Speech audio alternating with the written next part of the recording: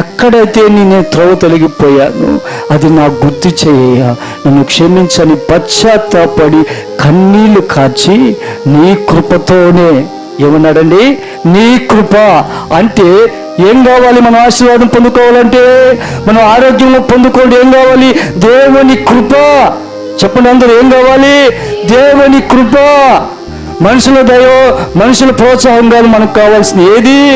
దేవుని దయ, దేవుని కృప, దేవుని ప్రేమ, దేవుని మహిమ, దేవుని రక్తము, దేవుని శరీరము, దేవుని ఆత్మ, ఇవన్నీ మనకి కావాలి.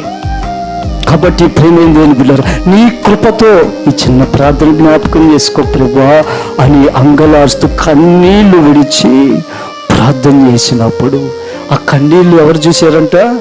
దేవుడు. నీవు కన్నీళ్లు విడుచుట నేను చూసా,